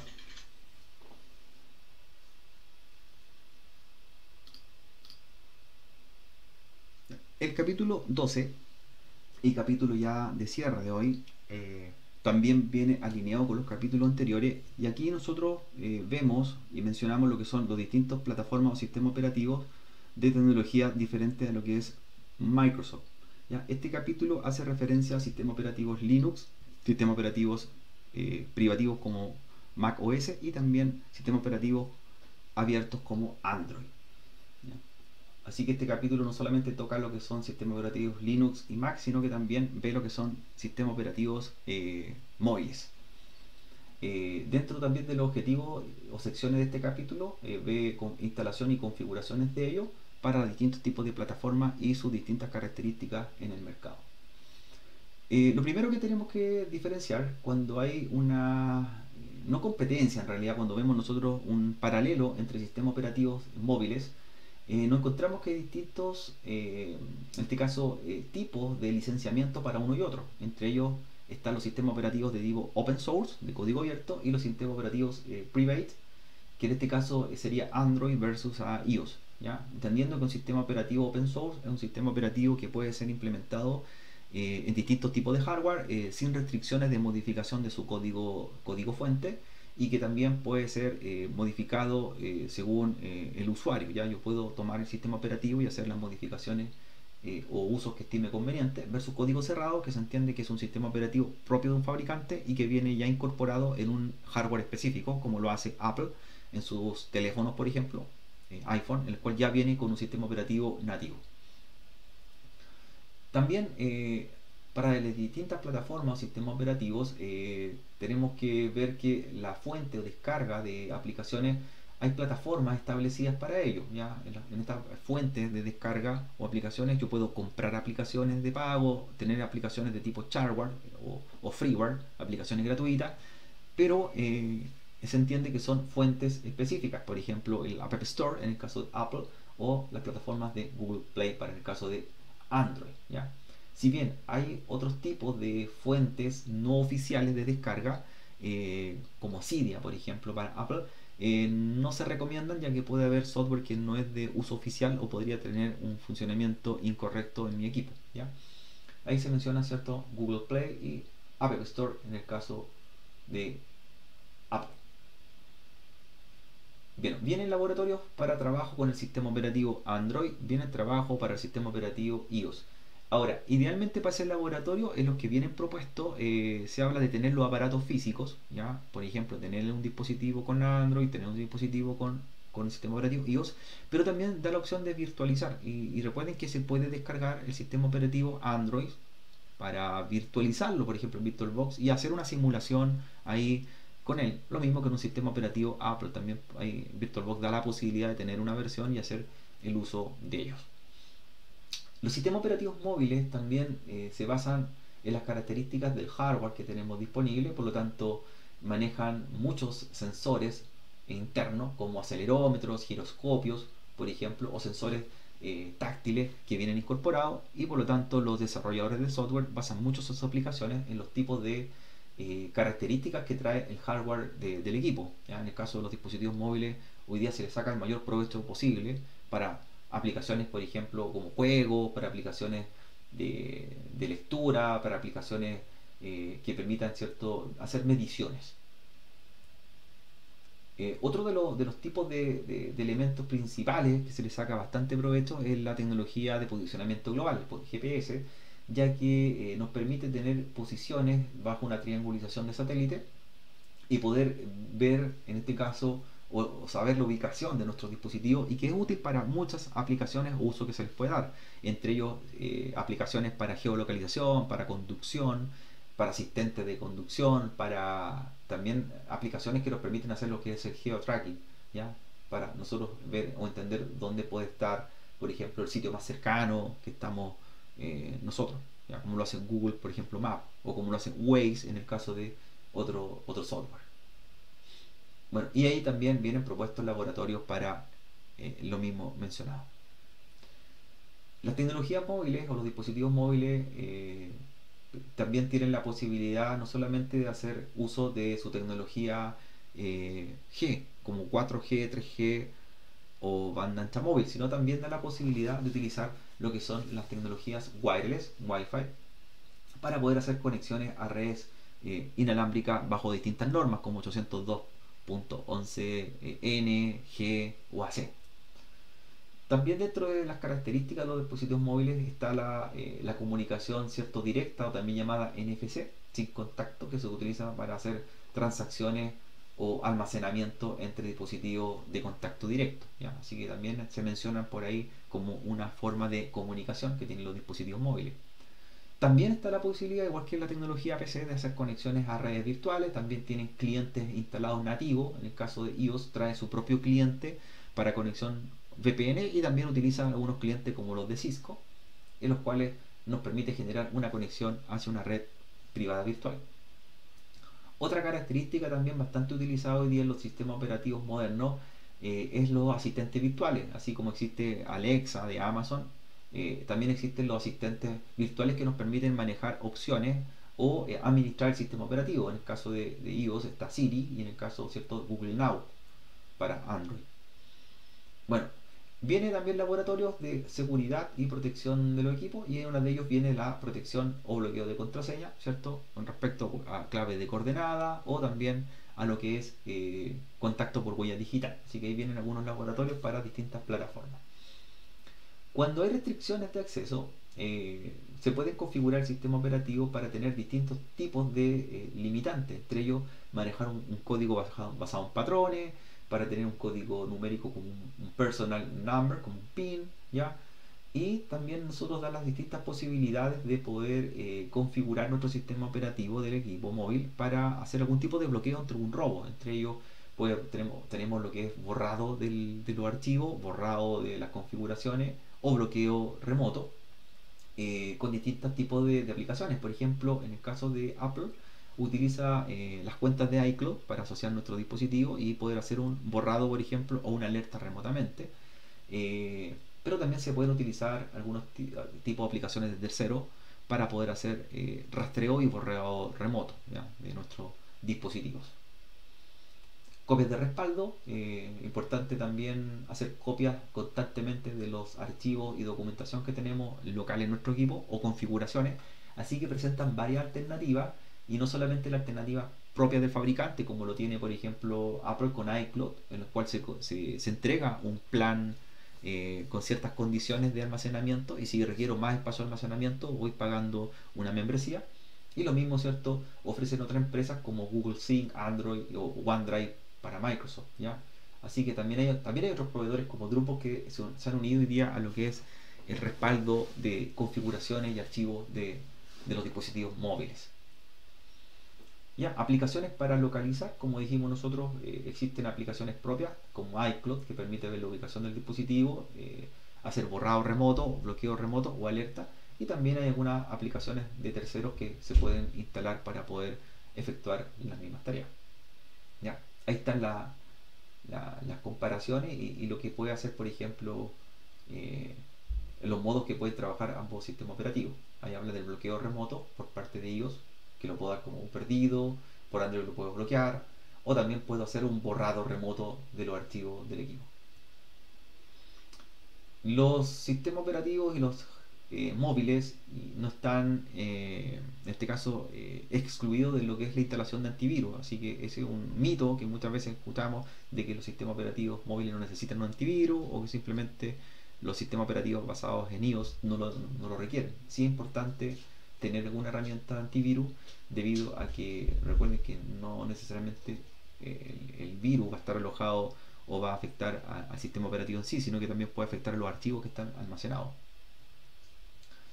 Configuraciones también que se le pueden hacer a los equipos para poder optar a tener software, como mencionábamos nosotros, de fuentes no oficiales, como Cydia, que mencionamos un rato atrás, es lo que se denomina el jailbreaking o el rutear, ¿cierto? Rutear un teléfono, o también, ¿cierto?, desenjablar el teléfono. Hace referencia a que bajo estos métodos sacamos las restricciones y protecciones que vienen en los sistemas operativos, y con eso lo abrimos para que podamos hacer descarga o uso de plataformas de terceros para poder descargar software, ¿ya? Pero también corremos riesgo, como se explicaba, de que puede haber algún tipo de vulnerabilidad dentro de estas aplicaciones que no son oficiales y que podemos bajar.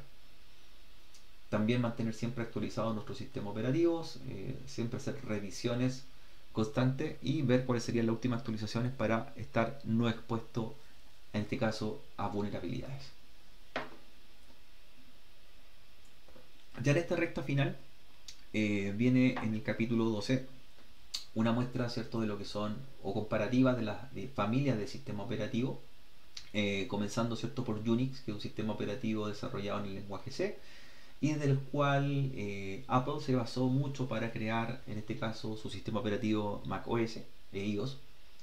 Y Linux también, ¿cierto?, que es un sistema operativo open source y sus distintas distribuciones del mercado, las cuales hay distribuciones que son con soporte o sin soporte de pago, como Red Hat, por ejemplo, y otras que son libres como Debian, Ubuntu o el mismo Linux Mint. Así que tenemos algunas variantes, pero ¿qué tienen en común en este caso las distribuciones Linux, Android o iOS de Apple? Es que de alguna forma vienen de Unix, ¿ya? En algún momento todos los sistemas operativos nacen de una familia común que es Unix. Bueno, dentro de las descripciones de la interfaz gráfica, los sistemas operativos Linux tienen una particularidad, que la interfaz gráfica es independiente del sistema operativo. Eso quiere decir que son proyectos de terceros los cuales yo puedo incorporarlos a mi sistema operativo, como KDE, como GNOME, por mencionar algunos, y en los cuales según mi interés o en este caso mi decisión, yo puedo seleccionar cuál es el más adecuado, y también las aplicaciones que vienen incorporadas en cada uno de ellos.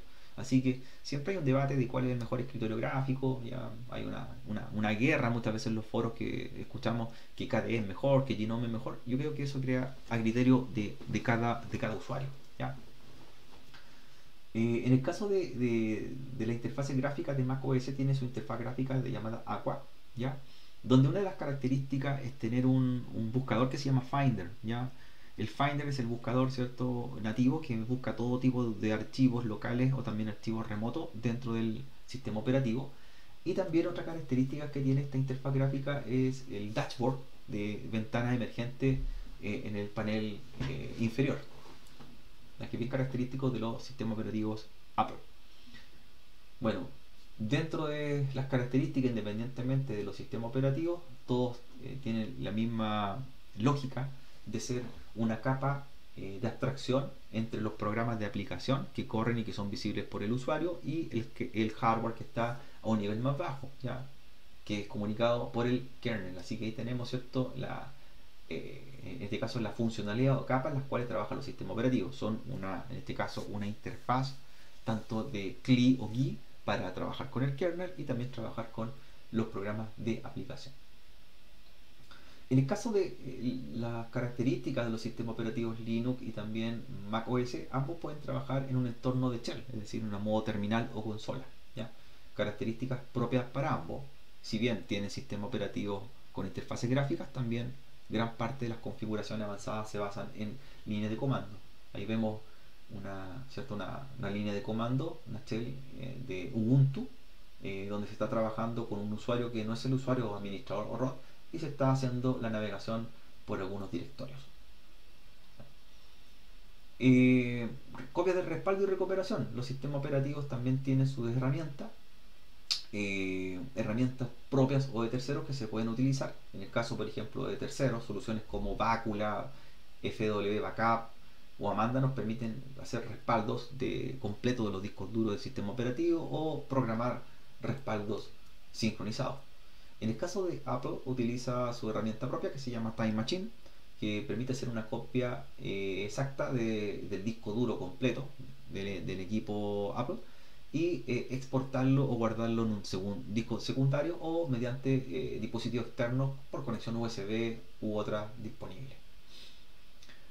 Ambos sistemas operativos también tienen utilidades de disco para trabajar lo que es formateo, partición y redimensionado, como lo vimos o mencionamos en Windows, ¿ya? Y dentro de estas utilidades se puede particionar, administrar, redimensionar lo que son montajes o discos duros. También tienen lo que es la programación de tareas. En el caso de los sistemas operativos Linux se trabajan los denominados cron job, los cron, que son tareas programadas, ¿ya?, que algo similar a lo que mencionamos con la programación de tareas de Windows, en la cual yo puedo programar una tarea correlativa o consecutiva en un periodo de tiempo en un archivo que se almacena dentro del sistema operativo, ¿ya? Y ese archivo le indico qué tarea o acción debe hacer, por qué periodo de tiempo, en qué hora específica o qué día de la semana. Importante que también para ambas plataformas, tanto Linux y Mac OS, mantener los sistemas operativos actualizados, mantenerlo al día con todos sus parches de seguridad, también herramientas antivirus, anti-malware, ¿ya? También realizar actualizaciones de firmware, importante para los equipos en sí. Y con respecto a herramientas de seguridad, ambos tienen enfocadas en lo que son credenciales o contraseñas, para hacer encriptación de contraseña o credenciales de acceso múltiples. El capítulo también le da énfasis a lo que es la línea de comando, y así como mencionamos en Windows, que era la PowerShell, acá también se trabaja la línea de comando y los distintos tipos de atributos que podemos visualizar de un archivo documento. Ahí se muestra el ejemplo con el comando ls, ¿ya?, -l, que lo que me muestra es listar, en este caso, el contenido de un documento archivo y ver las fechas de creación, ver los permisos, quién fue quien lo creó, el nombre que tiene, por ejemplo, y también ver los tamaños, hora y fecha en los que fue creado. Así como existían los permisos en Windows, en los cuales damos permisos de escritura, lectura u oculto, acá también tenemos los permisos denominados octales, que es la combinación de números, entendiendo que cuando el número es 7 en octal, entendemos que es el número máximo y por lo tanto ese documento o archivo tiene las propiedades de lectura, escritura y ejecución, ¿ya? Entonces, basado en números, podemos ver qué tipo de permiso tiene. Por ejemplo, si vemos el permiso 5, me está indicando que tengo un permiso de lectura y escritura, ¿ya? Pero lectura y ejecución, perdón, ¿ya? Si tengo un permiso 6, tengo lectura y ejecución, pero no escritura. Así que esos permisos los podemos representar en formato octal, con números, o también los podemos representar con las letras que hacen referencia al tipo de permiso, lectura, escritura o ejecución. Así como existen comandos administrativos en Windows como el ipconfig que vimos, ¿cierto? Como el ping, como el nslookup, acá también existen comandos para modificar, por ejemplo, las contraseñas de usuario, para detener un daemon, que son los procesos en segundo plano, comando kill, ifconfig para ver configuraciones de direccionamiento IP de mi interfase. También dentro de estos comandos administrativos podemos gestionar los comandos para cambiarnos de un usuario administrador a un superusuario, es decir, cambiarnos a root, ¿ya? O darnos permisos de usuario root sin tener que cambiarnos de un perfil, con el comando, por ejemplo, sudo, la instrucción sudo, para instalar, por ejemplo, paquetes en distribuciones basadas en Debian, apt-get y el tipo de paquete, por ejemplo, apt-get install. En el caso de distribuciones basadas en RPM o Red Hat están el gestor llamado Yum, ¿ya? Ahí tenemos su comparación. Y bueno, también termina el capítulo no solamente virtualizando máquinas, sino que también encontrando resolución a problemas para dispositivos móviles y también para sistemas operativos Linux, que en este caso es Ubuntu, el sistema operativo base. Ya, eso no destaca o no emite que usted igual pueda incorporar dentro de las prácticas algún tipo de laboratorio con otros sistemas operativos Linux, ya que quizás estime mencionarlo o mostrarlo en el curso, por ejemplo un Fedora, o por ejemplo de la línea, quizás salirse un poco de la línea de escritorio e irse un poco a la línea servidores. Podría ser Ubuntu Server, podría ser CentOS, por mencionar algunos. Así que también da la libertad de mostrar otros sistemas operativos Linux, quizás para otras funcionalidades, y también aparte de trabajar con el sistema operativo base, que es en este caso Ubuntu Desktop. Bien, estimados, ya estamos en la parte final, así que dudas que vayan dejando las podemos contestar ahí en el chat. Daniela también estuvo respondiendo alguna de ellas, no sé si les van quedando dudas para ir ya terminando lo que es la sesión. ¿Consultas alguno de ustedes? No, ninguna por acá. Ya, Muchas perfecto. gracias.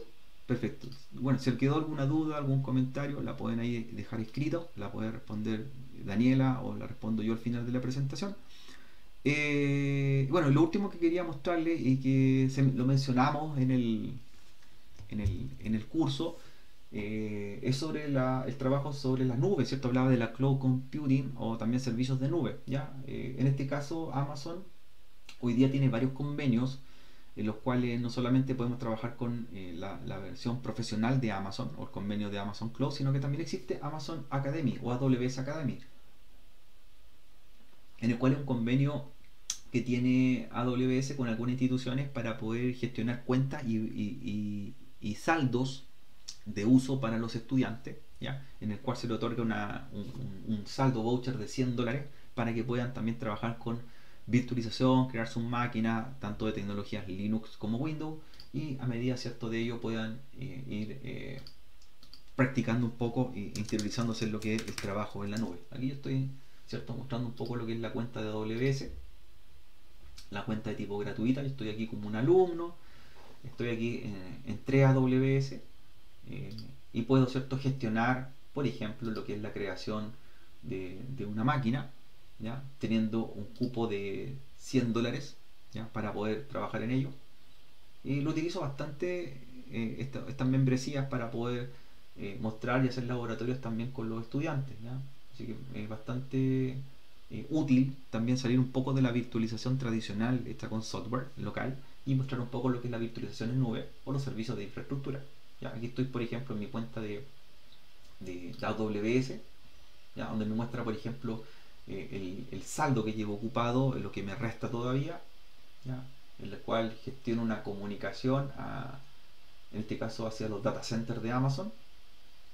Ya, genero una comunicación al de data center de Virginia específicamente, y luego me muestra lo que es el dashboard para hacer la creación de las máquinas virtuales que yo tenga.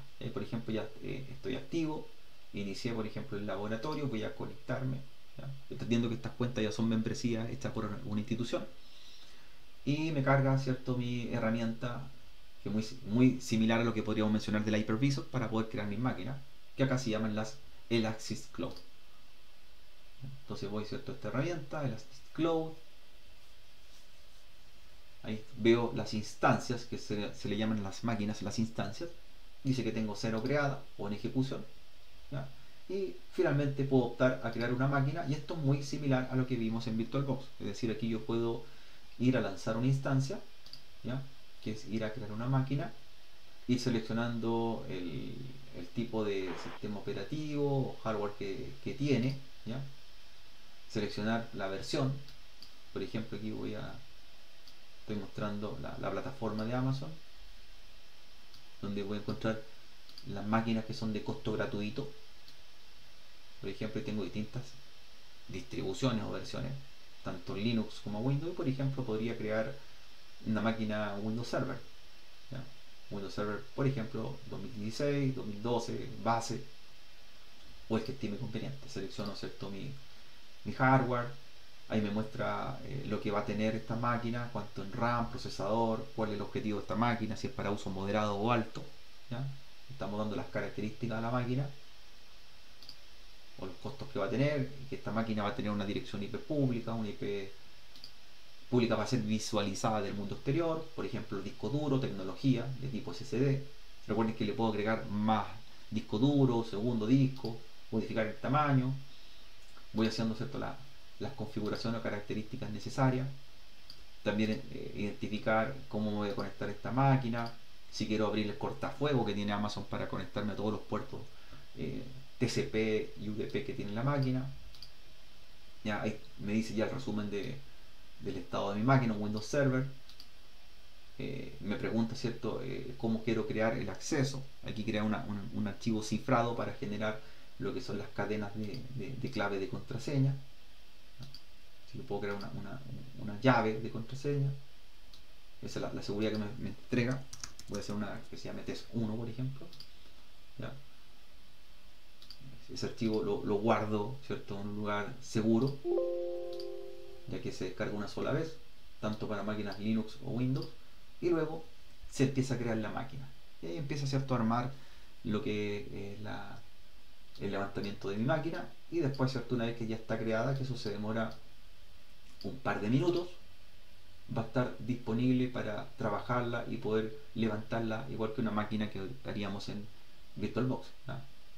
Ahí todavía mi máquina se está preparando, como pueden ver ustedes. Me va a entregar una IP pública de la máquina, el Windows Server, y está en ejecución todavía. Y una vez que ya esté comprobada, voy a poder conectarme por escritorio remoto y poder, ¿cierto?, levantarla y trabajar y usarla como una máquina virtual tradicional. La diferencia es que va a estar corriendo en la plataforma AWS de Amazon y que va a estar disponible y expuesta a todo el mundo.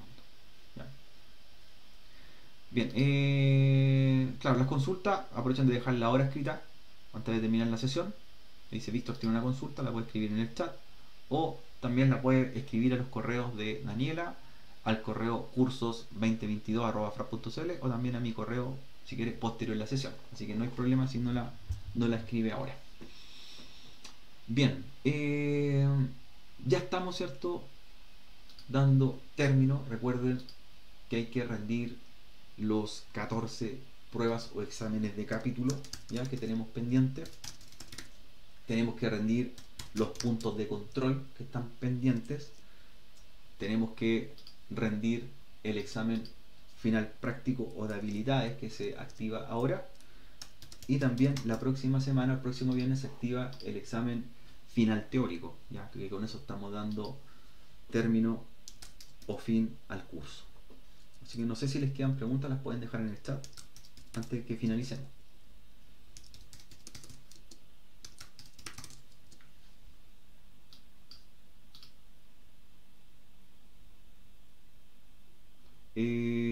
Sí, ha visto, la puede hacer en la parte, en el capítulo de hardware, claro, va a ocupar una Raspberry, sí, pues ningún problema, claro, entendiendo que el contenido es basado en los capítulos del curso, sí, pues no hay problema, exacto, no hay problema, claro, incluso se menciona tipo tecnología Raspberry en el capítulo ahora de microcomputación, así que va de la mano, claro, sí, súper bien la idea.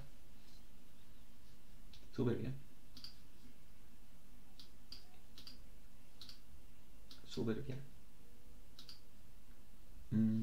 Parece, no sé si quedan más dudas, consultas. dudas, consultas. Ya. Para terminar entonces, lo último, antes de la última pregunta, les comparto ya mi pantalla para recordar, ¿cierto?, los capítulos que hay que rendir. Aquí estoy mostrando el curso. Recuerden que ya estamos en la última semana. Estamos ya cerrando las últimas semanas, 3 y 4. Y hay que rendir, recuerden, las actividades que son los exámenes de capítulo 1, examen de capítulo 2, examen de capítulo 3, examen de capítulo 4 y su punto de control. Luego viene examen de capítulo 5, examen de capítulo 6 y su punto de control, examen de capítulo 7, examen de capítulo 8 y su punto de control, examen de capítulo 9, examen de capítulo 10, examen de capítulo 11 y su punto de control, examen de capítulo 12, examen de capítulo 13 y su punto de control, y examen de capítulo 14. ¿Ya? Todos esos exámenes ya realizados, y los puntos de control, que son los exámenes intermedios. Y recuerden que la próxima semana se abre el examen final teórico, que son de todos los capítulos, y ya está en curso el examen final práctico. Recuerden que el práctico es la pauta que entregamos, ¿ya? Eso hace referencia, el que mostramos al principio, ¿ya?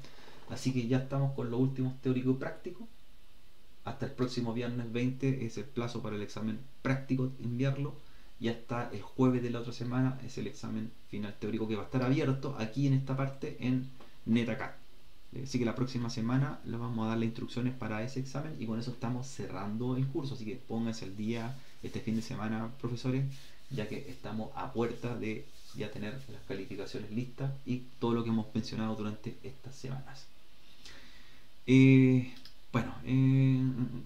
Dice René, ¿qué pasa si un examen de capítulo tengo menos de 80? El requisito es igual o superior a 80, ¿ya? Y por eso explicábamos que debe ahí pedir una reactivación, ¿ya? Volver a activarlo, volver a rendirlo, va a mantener el promedio de 80, ¿ya? Así que se puede rendir nuevamente, solicita una activación del capítulo, y dice quiero activar o quiero rendir el capítulo 4, por ejemplo, porque saqué 70% y lo envía al correo, nos avisa rápidamente, ojalá que no sea último día, y lo activamos nuevamente para que lo pueda rendir. ¿Ya? No hay problema con ello, pero mantener el 80, ¿cierto? El 80. Mario dice, ¿hasta cuándo están habilitadas las pruebas de capítulo? En teoría, hasta el próximo viernes. Hasta el próximo viernes. Hasta el viernes 20. Ya, recuerden que para rendir el examen final teórico, el requisito es que estén rendidos los exámenes de capítulo, ¿ya? Es un prerequisito. Si no tengo los exámenes de capítulo antes, no puedo rendir el examen final, ¿ya? Y el examen final se habilita el día viernes 20. Entonces tienen que estar los exámenes de capítulos terminados, ¿ya?, para ese día. Importante ese detalle. Así que a ponerse el día esta semana, estimados. Felicitaciones a quienes ya lo terminaron. Muchos de ustedes ya están con todos los capítulos terminados, así que les quedaría solamente el práctico y el teórico, ¿ya? Marci pregunta, ¿debe ser el capítulo completo o puede ser una parte del capítulo? Hace referencia a la evaluación del video. Es una parte, claro. Un tema del capítulo. No es necesario que lo toque completo, porque hay capítulos que son bastante extensos, tienen muchos temas por tocar, y en 15 minutos hay que tratar de condensar ese contenido, así que puede ser una parte del capítulo, entendiendo que igual se presenta, se introduce y se termina, pero puedo tomar, por ejemplo, un tema. Supongamos que eligió el capítulo de virtualización, el capítulo 9, que habla virtualización, dice, y cloud. No voy a hacer los dos temas, por ejemplo, porque no voy a alcanzar en 15 minutos. Hablo de virtualización, por ejemplo, o de cloud, y con ese me baso, haciendo la introducción, objetivo y término, pero no toqué los dos temas porque se va a hacer muy largo, pero toqué uno de ellos.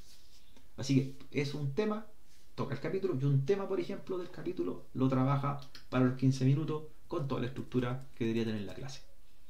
Así que no se compliquen. Yo les voy a mandar ahora la grabación que tenemos hoy día del video, les voy a mandar la pauta que vimos hoy día del examen final práctico, y les voy a mandar unos ejemplos de videos anteriores para que ustedes los tengan ahí como referencia también, de otros procesos que otros instructores también han hecho su grabación en 15 minutos, y a ustedes les sirva como un marco de ejemplo.